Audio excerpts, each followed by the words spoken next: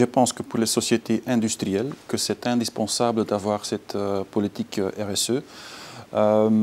Surtout pour sauvegarder leur futur. Je pense qu'on a fait de la RSE sans savoir qu'on faisait de la RSE, tout simplement parce que ça fait partie quelque part de nos convictions. C'était intéressant pour nos locataires, clients, pour nos clients, collectivités locales, pour nos fournisseurs, pour nos actionnaires, pour nos salariés.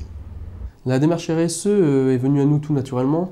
En effet, nous avons remarqué qu'il était essentiel de s'appuyer sur les compétences des plus de 50 ans. Pour moi, cette démarche RSE est une démarche dont j'avais besoin pour concrétiser le projet de l'entreprise, pour concrétiser la stratégie qui avait été mise en place sur mon entreprise et pour mettre en cohérence mes valeurs personnelles et l'entreprise que je dirige.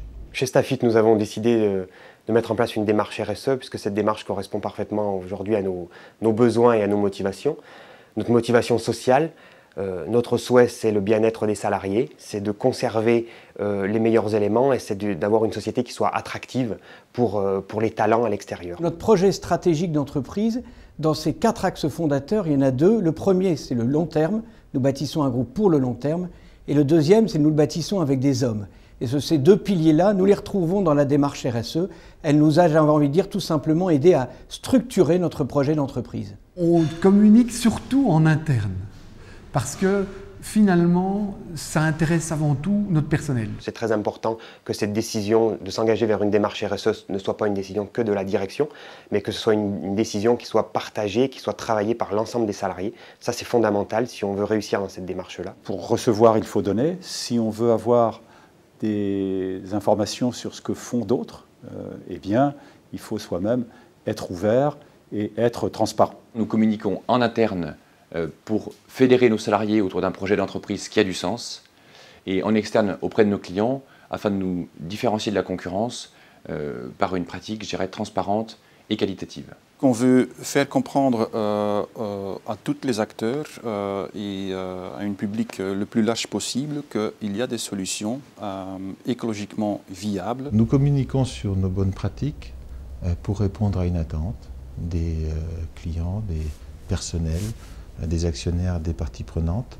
Mais nous communiquons aussi sur de bonnes pratiques parce que c'est avant tout un formidable moteur, un formidable réacteur pour libérer des énergies, développer l'innovation dans l'entreprise. Les produits que nous fabriquons sont des produits qui vont dans le respect de l'environnement, dans le respect de la nature, du traitement du déchet et du recyclage, et que je pense qu'il est nécessaire aujourd'hui qu'on en parle de plus en plus. En évoquant les petits pas ou les plus grands pas que nous faisons, eh bien, en interne, ça motive à aller plus loin et en externe, j'espère que ça séduira et ça donnera envie à d'autres entreprises d'entrer dans cette démarche.